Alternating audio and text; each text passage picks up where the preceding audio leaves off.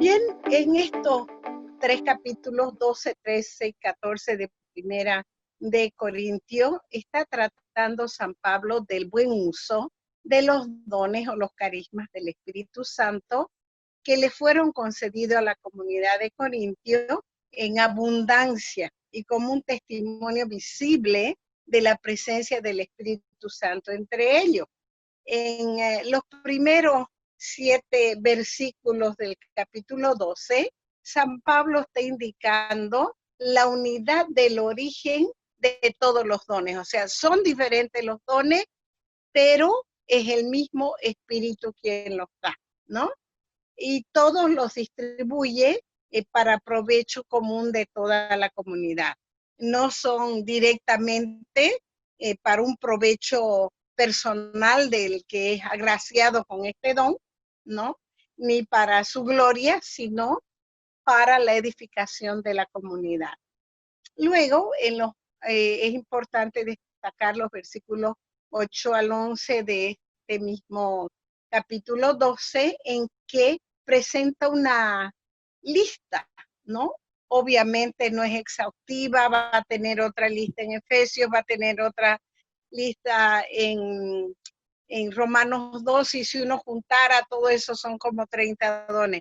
Pero sabemos que así como el Espíritu Santo va llenando, ¿no?, con su presencia, hay diferentes manifestaciones de dones y carismas. Entonces, Pablo está mencionando a esto, ¿no? Pero en esta clasificación que él da, se puede entender una triple clasificación en relación, ¿no?, al entendimiento, a la fe y al don de las lenguas, ¿no? En el entendimiento tenemos, él habla de la palabra de ciencia, que es la comprensión de los principios evangélicos, y habla de la palabra de sabiduría, que es el conocimiento profundo del plan de Dios y de los medios que él tiene de salvación. Luego, también en el tema de la fe que obra maravilla, y eso lo tenemos visto, ¿no? La comunidad joven de Betania ha sido muy agraciada. Tenemos al propio padre Rafael Guzmán, que pertenece a esa comunidad, agraciado con los dones de liberación, de sanación, de conocimiento, ¿no? Es esa fe que obra maravillas, es una fe llena de poder, y 4 carismas le siguen, menciona, ¿no? Y todos son producidos por este don de la fe. Eh, el don de curaciones, ¿no?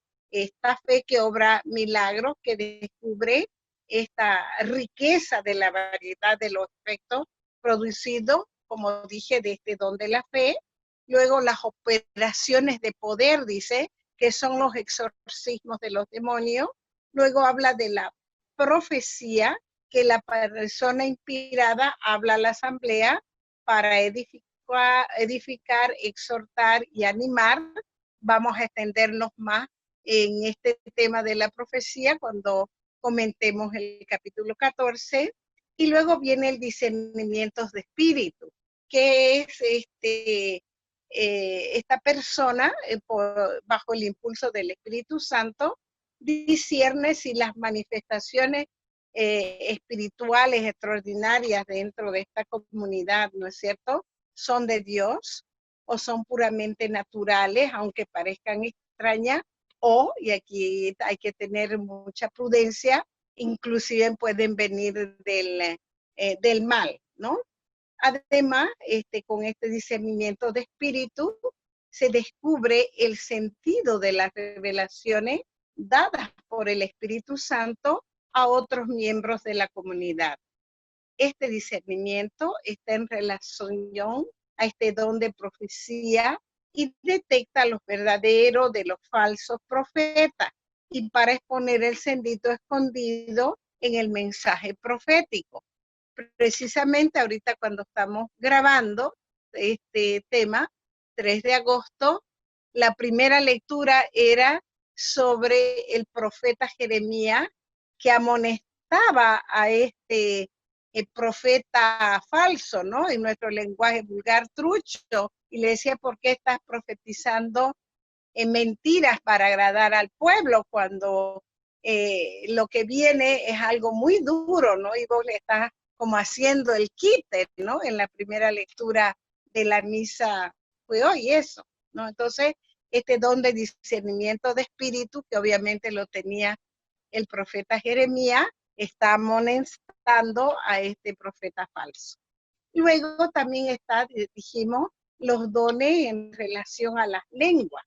Y esto, ¿no? Es mi apreciación personal y creo que es de varios.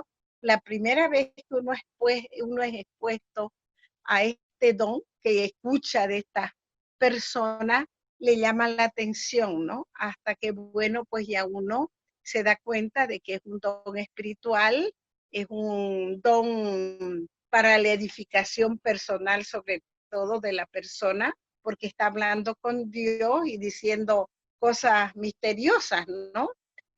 Cuando en realidad lo que pasa es que está alabando y agradeciendo y puede darse en géneros de lengua como el propio San Pablo testifica, ¿no? Que él tenía, dice, hablo lenguas más que todos ustedes, lo hemos escuchado en la lectura, y puede darse también en canto, ¿no? Que pueden ser de lenguas angélicas y que se ven, a veces se escucha con mucha armonía en estas asambleas carismáticas.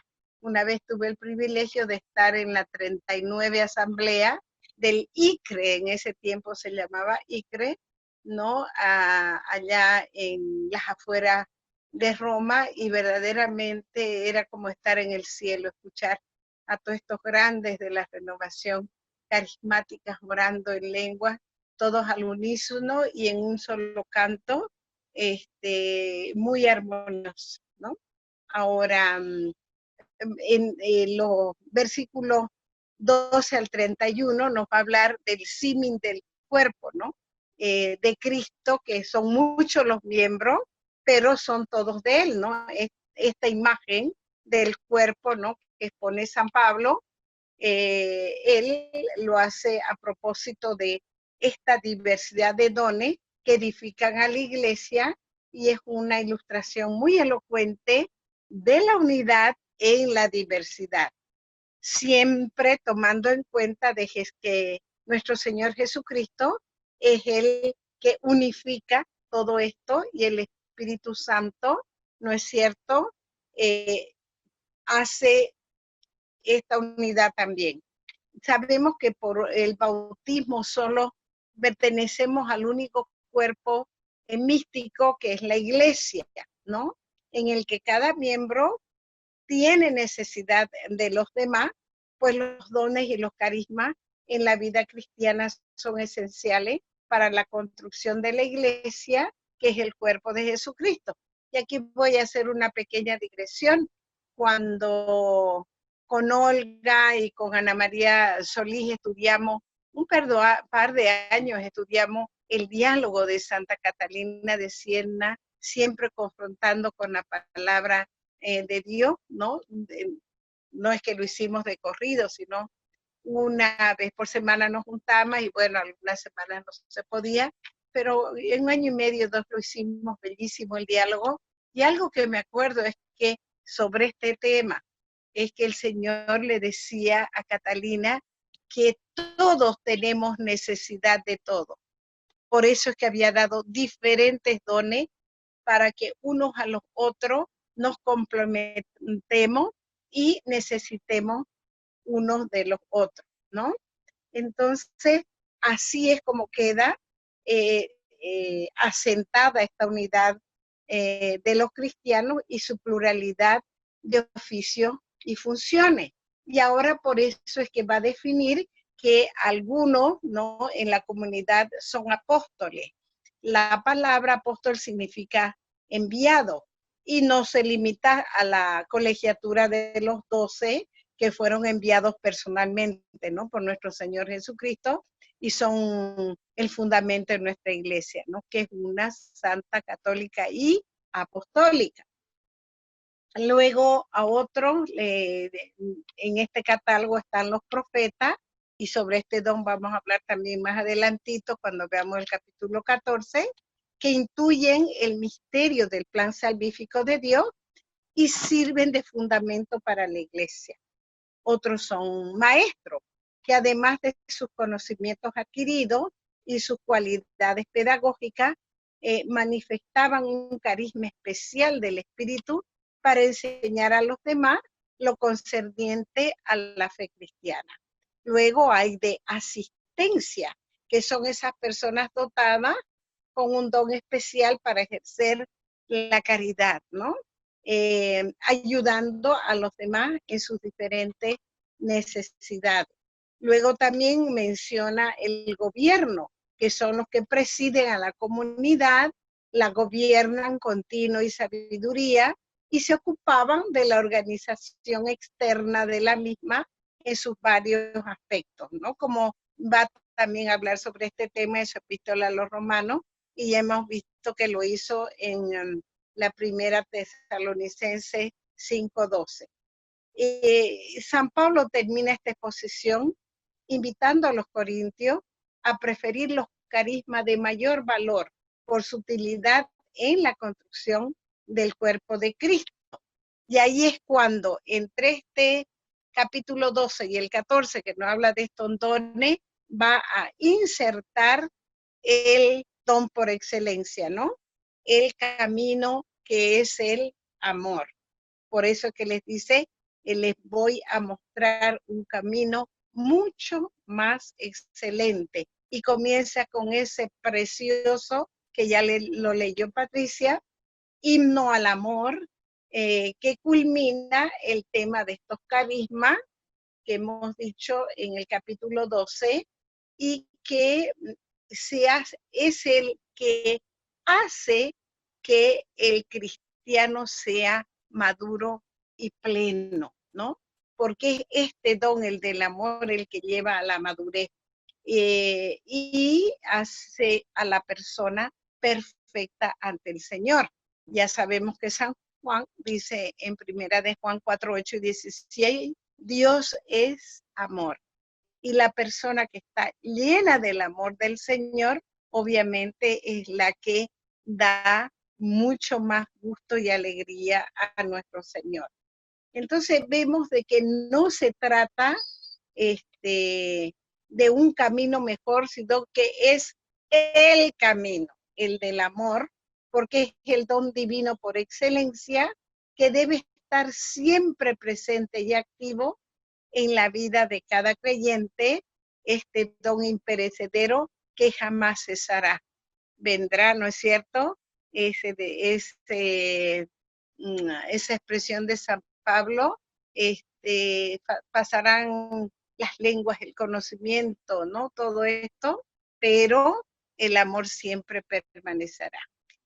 Ahora, tampoco vamos a decir que el amor se va a oponer a los carismas, más bien es como el alma de cada carisma, es como la sangre que les comunica la vida y los hace fecundos a los carismas y les da autenticidad, porque esta caridad, que es el camino regio por el que los carismas deben circular para que su ejercicio sea fructífero y edificante, ¿no? Luego tenemos que este himno a la caridad que San Pablo ha legado a la humanidad es una pieza única. Es, como dirían los carismáticos, una palabra de sabiduría o una intuición profética, mediante la cual San Pablo ha comunicado la enseñanza fundamental de la moral cristiana, ¿no? Esto del amor, y les voy a contar una anécdota. Una vez con mi hermana Kelly fuimos a una charla, ¿no? Que, bueno, al comienzo de nuestra conversión al Señor, ¿no? Porque uno va teniendo desde niña, ¿no? Desde que le enseñan, ya yo les conté del niño Jesucito más socorrerito, que lo aprendí a los 3 años, y gracias al Señor hasta ahora me acuerdo ¿no? Con el ángel de la guarda, pero uno, ¿no es cierto?, se va dejando envolver por el trajín de la vida hasta que gracias, tanto mi hermana Kelly como yo, hemos entrado en esta experiencia del Señor a través de la renovación carismática y llegábamos a una charla que supuestamente era una persona muy ungida, pero no nos agradó, que empezó a darle palo a la iglesia. Y yo le dije, no, vámonos. En ese tiempo, en los Santos Padres Cris y Daniel celebraban la misa 3 veces por semana. Vámonos a la mansión, justo era un día, creo que era un miércoles, que ellos celebraban misa. Vámonos allá, donde hemos aprendido esa amabilidad y esa bondad de estos padres. Y justo llegamos en lo que Padre Cris decía. Y ahora, hermanos, vamos a escuchar la proclamación de la palabra. Este es el capítulo más importante de toda la Biblia. Así dijo, 1 Corintios 13. Y leyeron, ¿no es cierto?, este himno al amor, que como sabemos es la enseñanza fundamental de la moral cristiana, como acabo de decir. Y este himno consta de 3 estrofas y una conclusión. Y en la primera estrofa es la necesidad que hay del amor. En la segunda estrofa, esto está en los versículos 1 al 3, estamos en 1 Corintios 13. La segunda es, ahí manifiesta las obras del amor, que son los versículos 4 al 7, y de los versículos 8 al 12 nos va a hablar de la permanencia en el amor, que es lo fundamental, ¿no? Destacamos el versículo 8, cuando dice, el amor no acaba nunca. Este versículo es capital, porque todo lo demás, ¿no es cierto?, explicación, comentario, y así San Pablo está proclamando, nos está diciendo que el amor es perpetuo, tiene una permanencia perpetua, ¿no? Y así sea la profecía, las lenguas, la ciencia, todos estos dones desaparecerán ante lo que es lo perfecto, que es el amor, ¿no? Porque cuando estemos ya con la visión beatífica, ni el conocimiento, ni la fe, ni nada será necesario, porque algún día quiere el Señor que nos toque a todos verlo, ¿no es cierto?, como dicen esos textos tan bonitos, y también que se han hecho canciones, verlo cara a cara.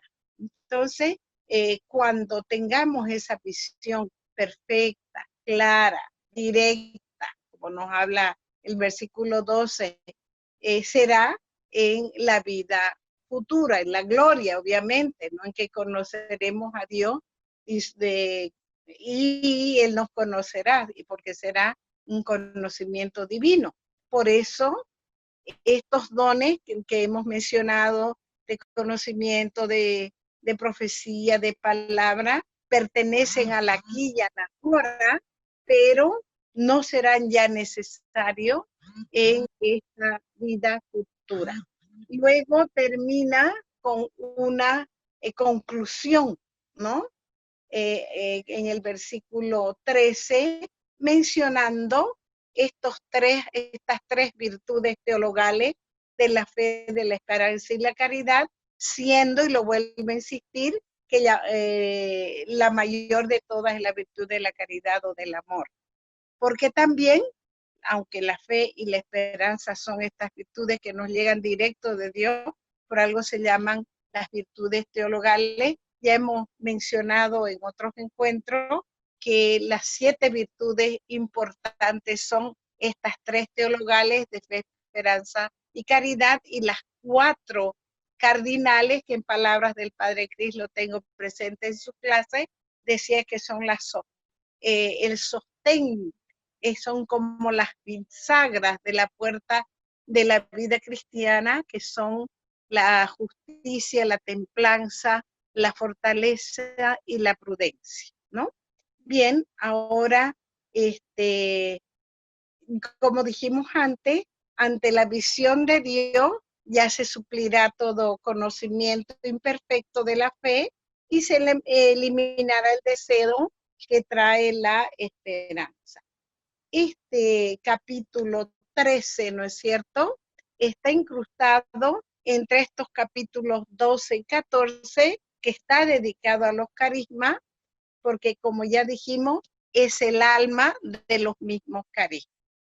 Ahora entramos a ver un poquito del capítulo 14, ¿no? Y este capítulo 14, San Pablo le dice a los corintios, los invita a ellos a ser persistente en el seguimiento del amor. Vuelve a insistir que es el camino por excelencia, pero también que deben aspirar a otros carismas, pues son dones del Espíritu Santo y sirven para, como ya dijimos, la edificación de la comunidad.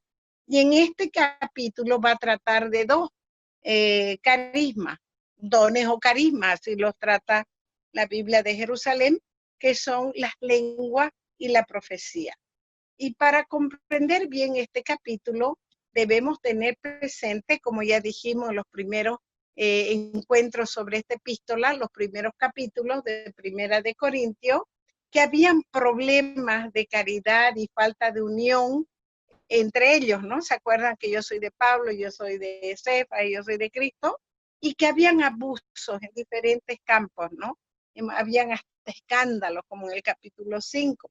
Probablemente en las asambleas, ¿no?, de los corintios había desorden en cuanto al uso de las lenguas y de profecía, ¿no? Y se producirían conflictos y discusiones, y por eso es que San Pablo, ¿no?, va a decir que la profecía es un carisma en el cual la persona movida por el Espíritu habla a toda la asamblea para edificarla, exhortarla y estimularla, y así construir esta comunidad y la iglesia, que es un don para provecho común y que también sirve para revelar el misterio del designio salvífico de Dios, manifestar su voluntad en las circunstancias del momento y poner de manifiesto los sentimientos ocultos del corazón, y así despertar la adoración a Dios,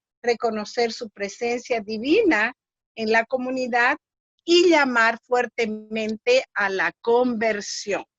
Luego va a comenzar a hablar sobre el don de las lenguas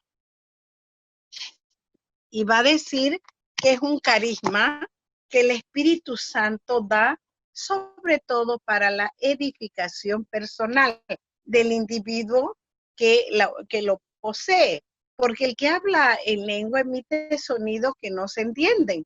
Al impulso del Espíritu está hablando con Dios directamente y diciendo cosas misteriosas. El que ora en lengua es su espíritu el que ora, no su mente, y bajo el impulso del Espíritu está bendiciendo a Dios, dándole gracia, aunque también, como dije antes, se puede manifestar en canto, pero sobre todo es un don de oración, ¿no? Es un poderoso don de oración. San Pablo mismo, como les dije antes, poseía este don en géneros de lengua, ¿no? Aunque él aconseja que si se ora en lengua en la asamblea, que se procure la interpretación, porque todavía los que no han abrazado la fe, no lo entienden, están pequeños en la fe, este don puede provocar un escándalo, en tanto que la profecía puede ser un medio de conversión. Así San Pablo recuerda la regla fundamental. Todo debe conducir a la edificación de la comunidad, a que crezca y se desarrolle espiritualmente hasta llegar a la madurez manifestada en el amor. Es de destacar el versículo 33b en su segunda parte, cuando San Pablo sabe, ¿no es cierto? Él ya nos lo ha dicho antecito en el capítulo 11, y también lo va a decir en Gálatas, y un día vemos esa carta, 3:27, que tanto el varón como la mujer son iguales y que no hay entre ellos diferencias de rango. Pero para no herir los sentimientos estamos a 2000 años de distancia, ¿no es cierto?, de los ambientes judeocristianos y también de los gentiles y de la primera comunidad cristiana, se ajusta a estas reglas. Por eso es que sabemos de que la mujer no recibía la misma formación que el varón, tanto en el ambiente judío como en el ambiente gentil, y por tanto obviamente no estaba preparada para enseñar, ¿no? Y estas normas de tanto del ambiente judío como del gentil van a pasar a la iglesia, ¿no? Pero, bendito sea Dios, afortunadamente ya en nuestros días, el Espíritu Santo, que guía constantemente a la iglesia, suscita carismas auténticos en la mujer para el bien común y la edificación de la iglesia. Así San Pablo, ¿no es cierto?, en el versículo 39, va a terminar aludiendo nuevamente a estos carismas que ya mencionamos de lenguas y profecía, y sintetiza su enseñanza diciendo: por tanto, hermanos míos, aspiren al don de la profecía, pero no impidan el hablar en lengua, pero que todo se haga con decoro y orden. Y ahorita que estoy viendo a Ana María en el Zoom, me recuerdo que su suegra, la hermana Idesita, era una gran profeta, tanto en los grupos de oración, me recuerdo esos martes tan ungidos en su casa, que iba Padre Cris con muchas otras personas. Alguna vez pude ir y de 4 a 6 se ponían a orar solo en lengua, hacer silencio y recibir profecía, ¿no? Fueron momentos verdaderamente de cielo que se experimentaban en esos tiempos. Me imagino que todavía existen grupos así, ¿no? De pura oración en lengua, de silenciar y escuchar la profecía para la edificación, como aquí dice San Pablo, ¿no? Entonces así vemos que San Pablo, lejos de oponerse al ejercicio de los carismas, da orientaciones sabias y prudentes, recordando siempre que hay que perseguir el amor hasta conquistarlo, y hay que anhelar también los otros dones del Espíritu Santo para construir la comunidad, pero realizarlo todo con orden y decoro. Para finalizar esta muy hermosa epístola de Primera de Corintios, vamos a ver un capítulo que es importantísimo, fundante, que es el capítulo 15, que habla sobre la resurrección. Recuérdense que esta carta él la escribe desde Éfeso en el 57. Él evangelizó 7 años antes, en su segundo viaje misionero, alrededor del año 50, y es la epístola más rica en temas tratados con San Pablo. Hemos visto las divisiones y los escándalos en la iglesia de Corintio. Él ha tratado de solucionar, ¿no es cierto?, esta cuestión de la división, de que unos decían que eran de Pablo, otros de Apolo, otros de Pedro, otros de Cristo. Otro tema importante que vimos fue cómo se contrapone la sabiduría cristiana, sabiduría divina, a la sabiduría humana, ¿no? Destacando de que hay un solo maestro en sabiduría, él es la sabiduría personificada, Cristo nuestro Señor, y un solo mensaje, la salvación por la cruz, que es la verdadera sabiduría, contra esta sabiduría vana del mundo.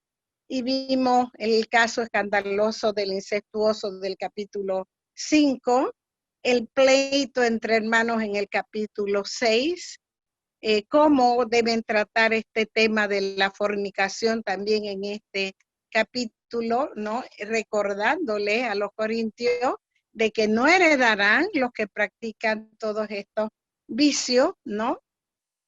alcohólicos, adúlteros, afeminados, toda una larga lista da, ¿no? Y lo hermoso es la esperanza, ¿no? De esta 1 Corintios 6:6 en adelante, que dice, y antes algunos de ustedes fueron eso, o adúlteros, o borrachos, o traidores, o ladrones, homosexuales, fueron eso, pero ya han sido lavados y regenerados por el poder de Jesucristo y su Espíritu. Estoy parafraseando ese texto tan importante, porque no podemos decirle al Espíritu Santo que Él no puede tratar cualquier vicio, cualquier orientación malsana, no. Él puede con todo, ¿no? Porque si no, no fuera Dios, no fuera el Espíritu Santo. En el capítulo 7 vimos la cuestión del matrimonio, pero también como en un lugar de tanto pecado carnal por la adoración a la diosa Pandemos, una diosa siria que se hacía servir, ya lo hemos dicho varias veces, por 1000 prostitutas en su templo principal, y había una sucursal de estos cultos lascivos en cada calle. Sin embargo, en este lugar tan inadecuado, podríamos llamar, están haciendo la virtud del celibato y de la castidad, ¿no? La virginidad. Luego vimos también el asunto de las carnes inmoladas a los ídolos, ¿no? Desde el capítulo 8 hasta el 10, en que nos aconsejaba San Pablo, porque hoy hay otro tipo de idolatría. En los pueblos originarios tienen sus idolatrías originarias por sus tradiciones y costumbres, y que no les ha llegado plenamente el Evangelio, y las castas educadas, entre comillas, se van tras de idolatrías orientales y usos y costumbres que no son cristianas, ¿no? Y dice, ¿no? Textualmente nos ha dicho en el capítulo 10, desde el versículo 14, que no hay que pactar con la idolatría, que hay que huir de la idolatría, porque la copa que bendecimos, ¿no? Que es comunión con la sangre de Cristo, y el pan que partimos, que es comunión con con el cuerpo de Cristo, no puede mezclarse con lo que inmolan los paganos, los que no conocen al Señor, porque lo que ellos inmolan, su sacrificio, van a los demonios y no a Dios. Y él lo dice, ¿no? Textualmente, yo no quiero que entren en comunión con los demonios, porque no pueden beber de la copa del Señor y de la copa de los demonios. No pueden participar de la mesa del Señor y de la mesa de los demonios. Es que queremos provocar los celos del Señor. ¿Acaso somos más fuertes que Él? ¿No? Luego en el capítulo 11 habla de cómo el varón y la mujer se tendrían que comportar en ese tiempo, ¿no? Que ellos todavía traen tradiciones del culto sinagogal, lo que vienen del judaísmo, y los paganos, bueno, pues no, también comienzan a tener otras actitudes. Por eso es que deben de suprimirse estos abusos en la cena del Señor y tener una digna participación, ¿no? Y recalca de que no se debe acercar a la comunión sin el arrepentimiento por los pecados, ¿no es cierto? Sobre todo, obviamente, de los mortales, porque si no estarían pecando contra el propio cuerpo del Señor y comiendo su propia condenación, así fuerte lo dice en el capítulo 11 San Pablo, ¿no? Luego, también ya vienen un catálogo, ¿no? De los dones que da el Espíritu Santo. La iglesia de Corintio fue muy bendecida con los dones del Espíritu Santo, y él recomienda, ¿no? Entre los capítulos 12, 13 y 14, de pedir al Espíritu Santo estos carismas superiores, los llama al carisma de la profecía, aunque en el capítulo 13 lo vimos en el encuentro anterior, él dice, ¿no?, que nos muestra un camino mucho mejor y superior, que es el camino del amor. Y ahí es cuando hemos analizado ese himno a la caridad, ¿no? Luego en el 14 va a hablar del don de la profecía y el don de las lenguas. Y ahora nos toca ver, ¿no es cierto?, la resurrección de los muertos, ¿ok? Vamos a tratar de explicar y después podemos comentar, ¿no?, este capítulo tan importante, que es el capítulo 15, como les decía, es el tema doctrinal de la orden más grande e importante, porque como bien dice el texto, lo hemos leído, si Cristo no resucitó, vana es nuestra fe. Comamos y bebamos, que mañana moriremos sin ninguna consecuencia, ¿no? Entonces, aquí vemos de que seguramente ya habían confusiones sobre la resurrección, ¿no?, en este ambiente de la comunidad de Corinto. Sabemos que para el judaísmo tardíamente pudieron captar la resurrección como un lugar de vida, ¿no?, más allá de esta vida, ¿no? Porque antes las que hemos estudiado y hemos visto los libros históricos, la misma ley de Moisés, y fue y se acostó con sus padres, David, los reyes descendientes de él. No había ese concepto de una vida plena y feliz de la resurrección. Esto recién va a venir en el contacto con la cultura griega, que ya es tardíamente, ¿no?, siglo IV, III. Entonces, esa idea ya se ve claramente en Daniel 12 y en Segunda de Macabeo 7, 9, cuando es tan bello ese texto del sacrificio de los 7 hermanos, ¿no? Y es la madre lo que los anima a sacrificar su vida con tal de no transgredir la ley.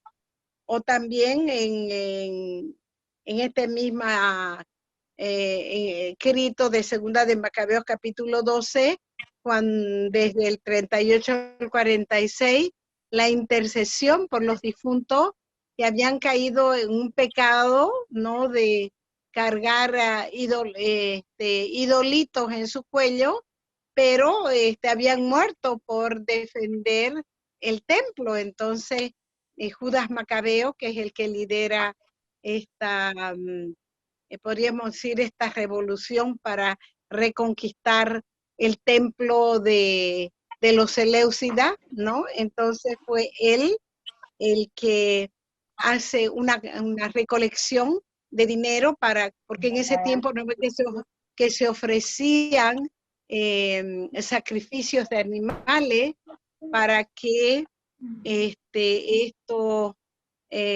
soldados que habían muerto, si bien en pecado porque estaban con algunos ídolos en sus cuerpos, pero que alcancen la resurrección porque habían muerto por una causa buena de defender el templo, ¿no? Entonces, vemos que esta idea de la resurrección en la religión judía viene recién en su contacto con los griegos. Entonces, el apóstol San Pablo, para atacar el error de que algunos decían que ya la resurrección había pasado o no había resurrección, él comienza con la enseñanza fundamental de la muerte y la resurrección en estos 11 primeros capítulos que hemos visto, y muestra lo absurdo de esta opinión en los versículos 12 al 34, y responde a estas objeciones sobre la naturaleza del cuerpo resucitado en los versículos 35 al 57, terminando con una exhortación en el versículo 58. Viendo estos primeros 11 capítulos, ¿no? Versículos, perdón, ¿no? Él les dice, ¿no?, que el evangelio que él les anunció y que recibieron de él, les aconseja que permanezcan firmes, ¿no? Porque en estas enseñanzas serán salvos, porque el evangelio que él anuncia y comunica es la salvación, y en su proceso dinámico culminará con esta resurrección de los muertos, ¿no? Luego también les va a decir que va a referirse a la Pascua del Señor, que es lo que él recibió y transmite, y que esta tradición, esta doctrina de la resurrección le ha sido entregada a él, y él la ha comunicado como algo central, indispensable y fundamental en la fe cristiana, ¿no? Y que Cristo murió por nuestros pecados según las escrituras, ¿no? Y probablemente se está refiriendo al cuarto cántico del siervo de Yahvé, de Isaías 53, ¿no? Porque no ve que dice que él fue llevado como una oveja al matadero y no abrió su boca, y por sus llagas todos hemos sido salvados, ¿no? Esta muerte expiatoria de Cristo, ¿no? Que ya estaban estas primeras comunidades de Palestina. Y a la luz del Espíritu Santo, los cristianos van a percibir este valor salvífico de la muerte de Jesús, y como este siervo de Yahvé anunciado por el segundo Isaías, ¿no? Luego también la alusión a la tumba que fue encontrada vacía al tercer día, ¿no? Porque él resucitó en este tercer día según la escritura, ¿no? Entonces, va a decir que la resurrección de Cristo es un acontecimiento sobrenatural que va más allá de nuestra dimensión, de nuestra historia, y que hay pruebas constatables y documentos, porque va a decir que se le apareció a Pedro, luego a los 12, eso está en los evangelios, y él va a decir que hay un testimonio de 500 hermanos a la vez que hay que lo han visto resucitado, ¿no? Y también él da su propio testimonio después de mencionar a todos estos personajes. Iba a decir a mí como un abortivo, ¿no? Él se siente mal porque no ve que al comienzo, cuando él no vi, el Señor no se le había aparecido en el camino a Damasco, él estaba persiguiendo a los cristianos, y hasta fue el que agarraba las ropas del primer mártir, el diácono San Esteban, ¿no? Luego va a decir que esta es la fe común de la iglesia, de que hay la resurrección, es un tema fundamental. Él mismo lo puede atestiguar porque ha tenido la experiencia de las apariciones de Cristo. Se le apareció en el templo, se le apareció en camino a Damasco, en varias oportunidades. Cuando uno lee los Hechos de los Apóstoles, ¿no? Se da cuenta que en varias oportunidades el Señor se le aparece a Pablo, y también en la carta segunda que Dios, si Dios quiere, vamos a leer próximamente, que en la segunda de Corintios, el capítulo 12, va a decir de que él hasta fue llevado al tercer cielo, ¿no? Para ver cosas inenarrables, ¿no? Y su experiencia mística fue muy hermosa, ¿no? Ahora, él certifica que este Cristo que murió es el mismo que ha resucitado y que vive, ¿ya? Y que obviamente que va a ser completa este tema de la resurrección cuando todos resucitemos, porque Él es las primicias, dice, de la resurrección, ¿no? Entonces, vemos en el versículo 19 algo muy importante. Dice, si solamente para esta vida tenemos puesta nuestra esperanza en Cristo, somos los más dignos de lástima de todos los hombres, ¿no? Entonces, hubiera sido esta proclamación del querigma de que Cristo, el que ha muerto, ha resucitado, por tanto, Él es el Señor, nuestra fe sería vacía, y porque como piedra angular en nuestra fe está la resurrección de Cristo, que es el centro del Evangelio, ¿no? Y los apóstoles estarían dando un falso testimonio y estarían, podríamos decir en lenguaje popular, mal de la cabeza de ir a morir todos mártires por algo que no ocurrió, ¿no? Entonces, y otra consecuencia, ¿no? De que si Cristo no ha resucitado, todavía estaríamos en nuestros pecados, porque lo que destruye el pecado del cristiano es esta infusión de vida nueva que es recibida como participación de la vida de Cristo que ya ha resucitado, ¿no? Entonces, si Cristo no ha resucitado, tampoco el pecado en nosotros habría desaparecido y por eso tampoco estaríamos salvos. Entonces son esas consecuencias que él analiza, ¿no? Y los que murieron creyendo en la resurrección de Cristo se habrían ido a la perdición. Entonces, por eso es que va a decir, si nosotros los cristianos ponemos nuestra esperanza en Cristo en esta vida, pero no vamos a recibir nada más, ¿no es cierto? Somos, vuelvo a insistir en este versículo, los más dignos de lástima y de compasión. Pero luego va a decir, ¿no? Que Cristo sí ha resucitado, como, vuelvo a insistir en esta idea, como primicia de todos nosotros que resucitaremos y que cuando Él ha resucitado ya comenzó su reinado, que llegará a la perfección cuando todos habremos resucitado, ¿ya?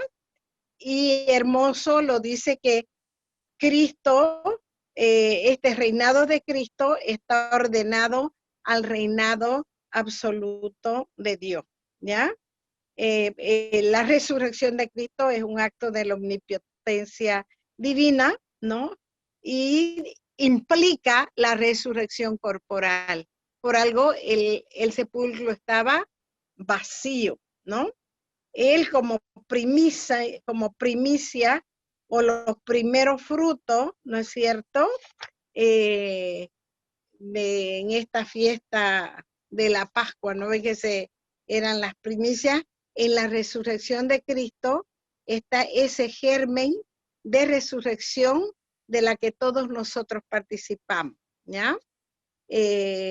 Luego, vemos que esta cumbre de enseñanza manifiesta el señorío de Cristo y su reinado pleno, y también que este reinado, como dije antes, absoluto y total, es sometido a Dios Padre, ¿no? Luego vemos también de que este hijo entrega a su padre o sea, toda la creación redimida por el sacrificio de Cristo, limpiada con su sangre, es entregada al Padre, ¿no? Y antes de entregar esto, Cristo tiene que destruir todos los poderes que se oponen a Dios, ya sean humanos o angélicos, ¿no? Como hemos visto en otros escritos de él, los principados, las dominaciones, las potestades, es preciso que todo esto sea puesto bajo los pies del Padre. Y el último de los enemigos será la muerte, ¿no? La muerte será destruida con la resurrección, ¿no? Y habría sido liquidado completamente ya el pecado, ¿no? En este versículo 27 está proclamando San Pablo que Dios ha sometido todas las cosas bajo los pies de Jesucristo. Y posiblemente está haciendo referencia al Salmo 8:7, de que todo está sometido bajo sus pies y que toda la creación le rinde el honor y la humanidad entera, ¿ya? Ahora es bonito como terminando este acápite, Dios será todo en todos, ¿ya? Ahora, otros argumentos de que Él se va a unir sobre la resurrección es el bautismo y el ejercicio en la vida cristiana. Él va a decir de que si los muertos no resucitan, ¿no es cierto? Entonces, la esperanza de la resurrección es vana. Pero por el contrario, porque sabemos de la resurrección, este es un aliciente poderoso que nos ayuda a nosotros como cristianos a mantenernos en una vida virtuosa. Luego aconseja en el versículo 33 de que no tengamos malas conversaciones porque las malas conversaciones corrompen las buenas costumbres. Y en otras ediciones dice las malas compañías, ¿no? No conversaciones corrompen las buenas costumbres. O lo que en el lenguaje popular decimos, ¿no? Dime con quién andas y te diré quién eres, ¿no? Ahora, empieza a hablar a partir del versículo 35 de la naturaleza del cuerpo resucitado, que cómo resucitan, con qué cuerpo, ¿no? Resucitan. Y él dice, ¿no? En el versículo 36, necio, lo que tú siembras no revive, sino que muere. Entonces, te va a decir más bien que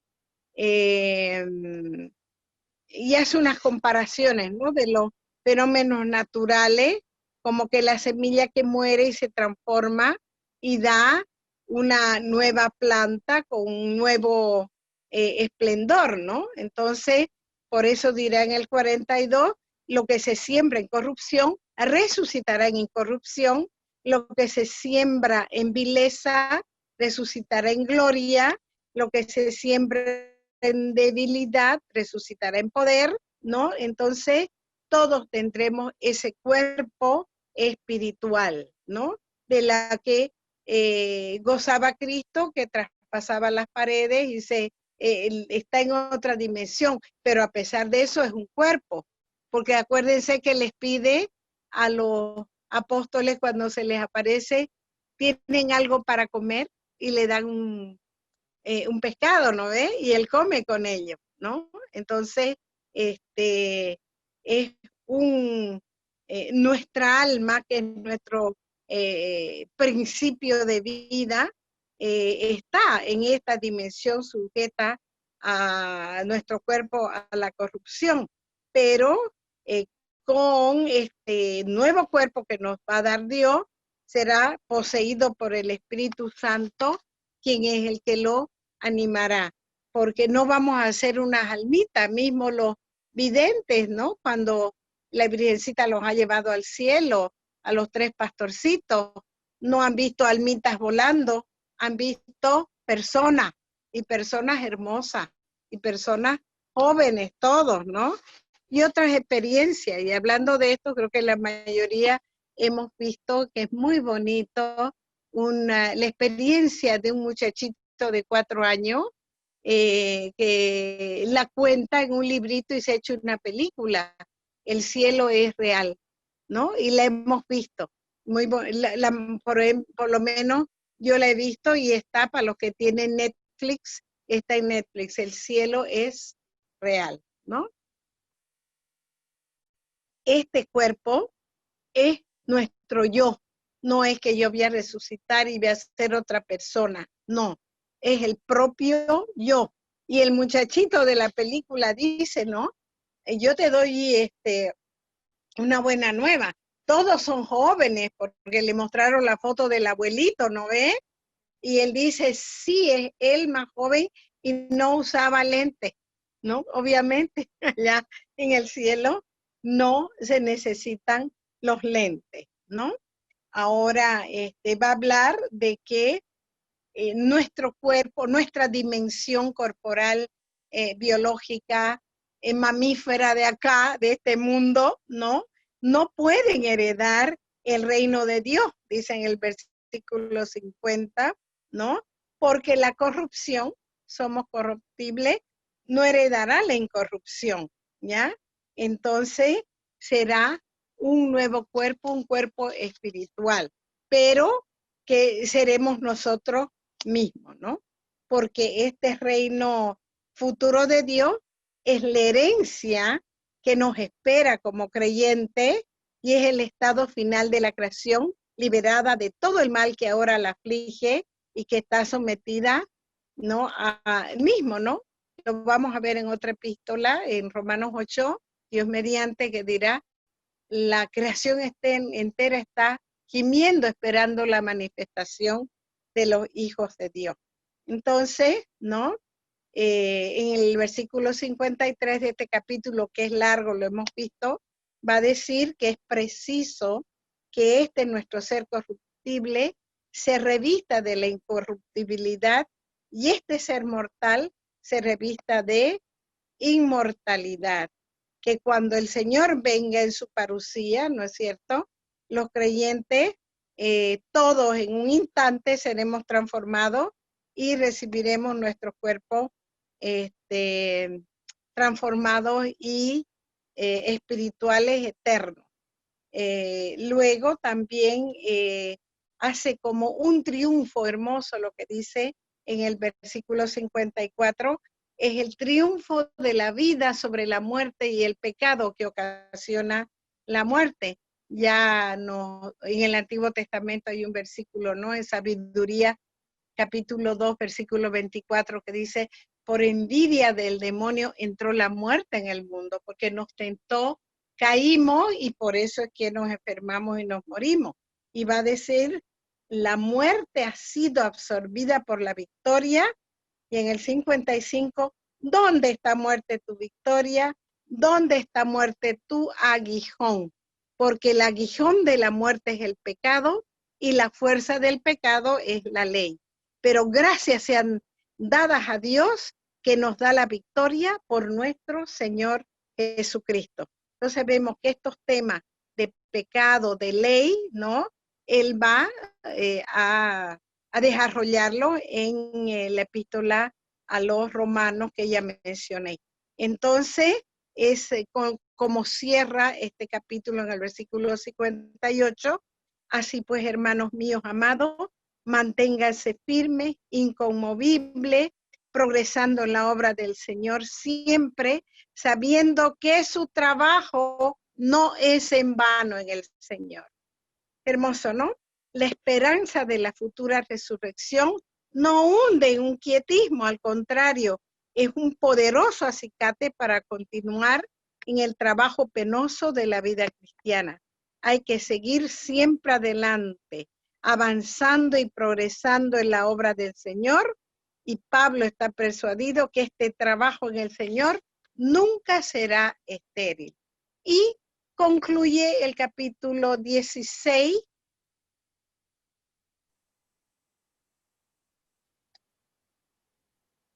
por la lectura de este capítulo 16, vemos que la iglesia madre de Jerusalén era pobre, ¿no? Y que Pablo estuvo siempre pendiente de organizar estas colectas en favor de la iglesia, porque veía en la limosna de este mundo gentil una muestra de gratitud por tantos bienes espirituales que habían recibido ellos de la iglesia madre de Jerusalén, y como un signo de unidad entre las comunidades nacidas de la gentilidad y de las iglesias judeocristianas de Palestina. Estas colectas se debían hacer el primer día de la semana, esto es el domingo cuando los cristianos se reunían para celebrar la liturgia del Señor. Luego Pablo les anuncia que posiblemente los visitará después de pasar por Macedonia, puede detenerse con ellos un buen tiempo, desea pasar ese invierno ahí con ellos, pero sus planes están en manos del Señor. y por el momento sigue en Éfeso. Sabemos por los hechos y por una carta de que, otra carta que la vamos a estudiar, que una dice que estuvo 2 años y medio en Éfeso, fundó escuela, mandó equipos misioneros, otros dicen que estuvo 3 años y medio, o sea, se tuvo bastante tiempo, porque ahí la providencia divina le había proporcionado magníficas oportunidades para su apostolado. Al parecer, Timoteo, que más adelante irá a ser el arzobispo de Éfeso, no quiere mandarlo a Corintio porque él era todavía tímido y no sabía cómo lo iban a recibir, ¿no? Y Apolo, no, porque decían yo soy de Pablo, yo soy de Apolo, no quería ir para no exacerbar, ¿no? Ese momento de partidismo que había entre ellos, ¿no? Y luego es bonito en el versículo 13 cuando dice, ¿no? Estén firmes en la fe, sean fuertes. Y en el 14, que todas sus obras sean hechas con amor, ¿no? Y estas exhortaciones, ¿no es cierto?, son propias de ese su estilo vivo de San Pablo, ¿no? Y son una joya de gran valor porque hacen eco al himno del amor que profundizamos en el capítulo 13. Menciona a Estéfana, que fueron los primeros convertidos en Acaya y dedicaron sus energías para servir a la comunidad de Corinto. El apóstol pide sumisión hacia estos dirigentes de la comunidad, ¿no? Y pide, ¿no es cierto?, que estos hermanos portadores de la carta tranquilicen su espíritu y reconozcan a estos hermanos, ¿no? Luego dice, las iglesias de Asia los ayudan. El Asia Menor era una provincia romana muy importante en su tiempo. Hoy es el país de Turquía, hermano, ¿no? El mismo Pablo de Tarso, Tarso está en Turquía, hubiera sido un turco hoy, ¿no? Tenemos que orar por el país de Turquía para que ahí hayan profundas conversiones también, ¿no? Es un país islámico, pero sería bueno que las comunidades cristianas también volvieran a florecer. En Éfeso está la casita de nuestra Madre Santísima, la Virgen María. Yo tengo amistades que han estado ahí y bueno, como los islámicos respetan a María como la madre de un profeta, respetaron esa casa y todavía está en pie hasta el día de hoy, ¿no? Cuando visitó Benedicto XVI Turquía, ahí celebró una misa, pero obviamente con muy poquitos feligreses porque son muy poquitos los cristianos católicos en Turquía, ¿no? También la iglesia que se reúne en esta casa nos da a entender que obviamente todavía se hacían estas asambleas, estas reuniones en casas privadas, ¿no? Y les manda este ósculo santo, que es una muestra de la fraternidad cristiana en la iglesia de estos primeros tiempos. Y wow, ¿no? Él es firme. Si alguno no ama al Señor, que sea anatema. Wow, ¿no? Equivale al término al jerem, ¿no? Y al término de hoy yihad de los otros, ¿no? Y que consistía en destruir al enemigo y lo que él le pertenecía, bendeciendo a esta orden divina en Josué, sobre todo ese libro del Antiguo Testamento. Y en el Nuevo Testamento significaba como una falta de bendición para en este caso, ¿no? De fallar a este deber sagrado. Y este grito revela ese gran amor que le tenía San Pablo a nuestro Señor Jesús. Y termina con ese Maranatá, que significa ven Señor Jesús. San Juan en su Apocalipsis también terminará así, ¿no? Ven Señor Jesús, ¿no? La iglesia dice, el Espíritu y la iglesia claman, ven Señor Jesús, que es como una jaculatoria que proclama la esperanza y la firme convicción del próximo retorno de nuestro Señor y una urgente invitación para que Él venga, ¿no? Para que esté presente en medio de ello, ¿ya? Particularmente en la celebración eucarística.